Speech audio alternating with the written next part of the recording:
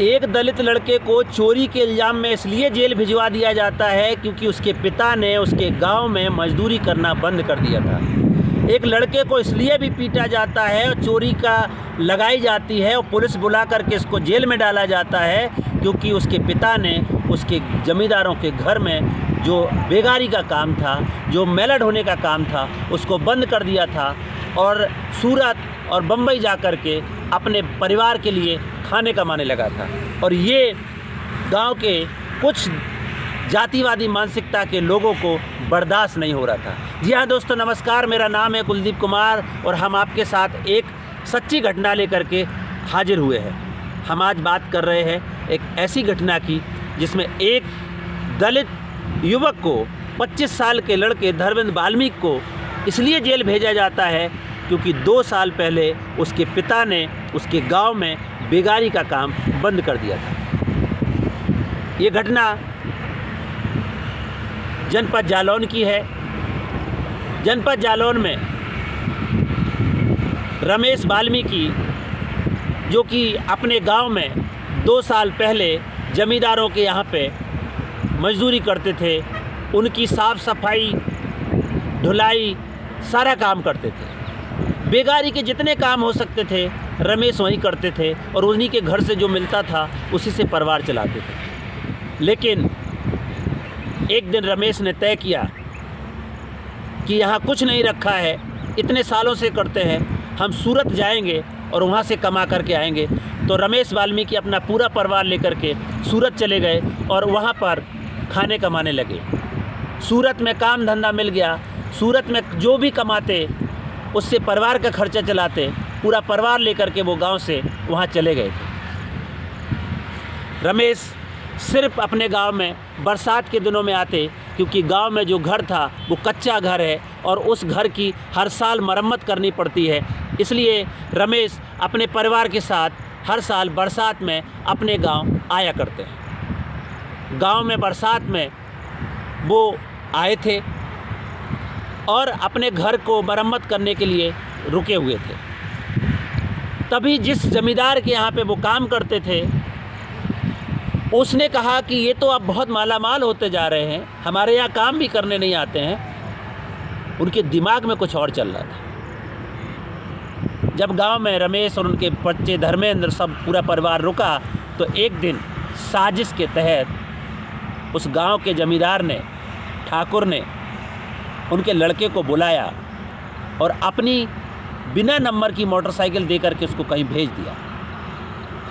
रमेश को पता था कि हमारा लड़का कहीं गया है, लेकिन उन्हीं गांव के लोगों ने, ठाकुर समुदाय के लोगों ने उस धर्मेंद्र नाम के लड़के को बिना नंबर की गाड़ी दे करके भेज दिया और इधर पुलिस को फ़ोन कर दिया कि ये लड़का चोरी की गाड़ी लेकर के जा रहा है। फिर क्या, रास्ते में पुलिस लग गई और पुलिस ने धर्मेंद्र को रोका, गाड़ी के बारे में पूछा, कुछ नहीं बताया, गाड़ी में नंबर नहीं था।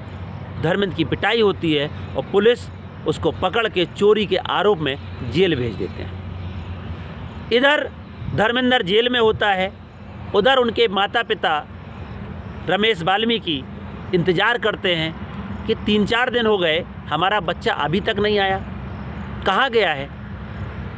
तो जब इंतज़ार ख़त्म हुआ, 1 हफ्ते से ज़्यादा का समय हो गया, तो रमेश उसी ज़मींदार के घर जाते हैं कि माई बाप मेरा बच्चा कहाँ है। काफ़ी समय हो गया वो घर नहीं आया है। तो वो बोलते हैं कि साले तेरे दिमाग ख़राब हो गए हैं, तेरा लड़का चोर है, चोरी करता है, उसने मोटरसाइकिल चोरी किया था और उस चोरी के इल्ज़ाम में जेल चला गया है, जा तुम उसको छुटा ले, नहीं तो जेल में सड़ने दे। तो उन्होंने कहा कि भाई आप ही ने भेजा था। कुछ नहीं सुना, उल्टा डांट दपट के पिटाई करके भगा दिया घर से और बोले जाओ, छुटाना है तो छुटा लो। अब रमेश क्या करते, अपने बच्चे को छुटाना है। रमेश छुटाने के लिए थाने जाते हैं और उसकी प्रक्रिया करते हैं कि लड़का छूट जाए। पता चलता है लड़का 15 दिन से जेल में है क्योंकि चोरी की गाड़ी में पकड़ा गया है। अब उस लड़के को छुटाने के लिए रमेश 20,000 रुपये का गांव में कर्जा ले चुके हैं। अभी तक वो दफ्तरों के चक्कर लगा रहे हैं। लेकिन लड़का अभी तक छूटा नहीं। हमने जब रमेश के साथ बातचीत किया तो रमेश ने ये पूरी कहानी बताई कि साहब हमारे गांव में ऐसा ही होता है, अगर हम इनकी बेरोजगारी नहीं करेंगे, अगर हम इनकी मजदूरी नहीं करेंगे तो मेरे साथ भी ये घटना घटी है। ऐसे पता नहीं, हम हिम्मत नहीं कर पाते हैं कि हम क्या कहें। और रमेश ने कहा मेरा बच्चा कभी चोरी नहीं करता है, वो इनके यहाँ काम पे ही गया था, इन्होंने साजिशन उसको चोरी में फंसाया है। अब हम क्या करें साहब, वैसे भी तो हम साल में 6 महीने में घर आते हैं क्योंकि घर का छपाई और घर की मरम्मत करनी होती है, वरना हम यहाँ आए ही नहीं। हम तो वहीं प्रदेश में रह करके अपनी ज़िंदगी गुजार लें, अपना परिवार चला लें। लेकिन यहाँ घर था तो उसकी छपाई के लिए, उसकी मरम्मत के लिए मैं यहाँ आया था और हमारे बच्चे को जेल भेज दिया। हम 20,000 रुपया कर्जा ले चुके हैं, लेकिन अभी तक हम अपने बच्चे को छुटा नहीं पाए हैं। साथियों, सवाल यहाँ ये है कि जैसे धर्मेंद्र वाल्मीकि को फंसाया गया, ऐसे पता नहीं कितने दलित युवाओं को उनको बेगारी ना करने और अपने हक की आवाज़ उठाने के चक्कर में ये सज़ा भुगतनी पड़ती है कि उनको जेल में डाल दिया जाता है, कोई ना कोई आरोप लगा दिए जाते हैं। कहने के लिए बहुत सारे कानून हैं, लेकिन इस तरीके की मजदूरी कराना और मजदूरी ना करने पर उसके परिवार को इस तरीके की सज़ा देना, ये कहाँ का न्याय है साहब। अब तो आज़ादी के 75 साल हो गए और आज़ाद भारत में सबको स्वतंत्रता का अधिकार है, अपने गरिमापूर्ण जीवन जीने का अधिकार है।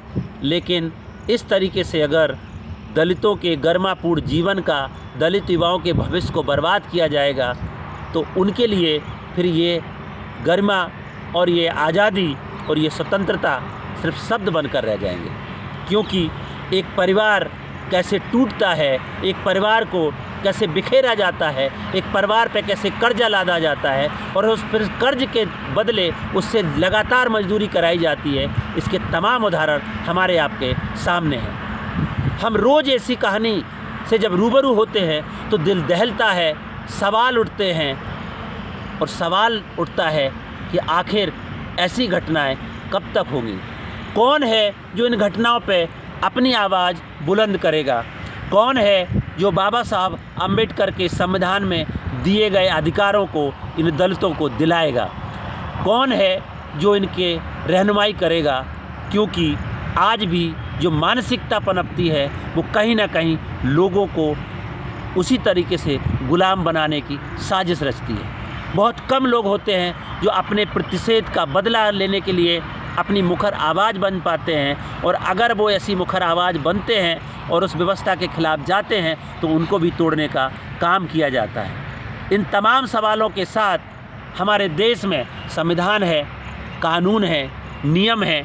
उन नियम, कायदे, कानून को हमें ज़मीन पे उतारना पड़ेगा और किसी न किसी को पहल करके दलितों के सम्मान या इस देश के मजलूमों के हक अधिकार के लिए आगे आना पड़ेगा। वरना किसी न किसी युवा को, किसी न किसी दलित परिवार को, किसी न किसी वंचित परिवार को इसी तरीके से शोषण और उत्पीड़न का शिकार बनाया जाएगा। आज़ाद भारत में दलितों के साथ, वंचितों के साथ, गरीबों के साथ, पिछड़ों के साथ, महिलाओं के साथ और युवाओं के साथ ये शोषण और ये अत्याचार आखिर कब तक? कब थमेगा ये अत्याचार? कब रुकेगा ये शोषण?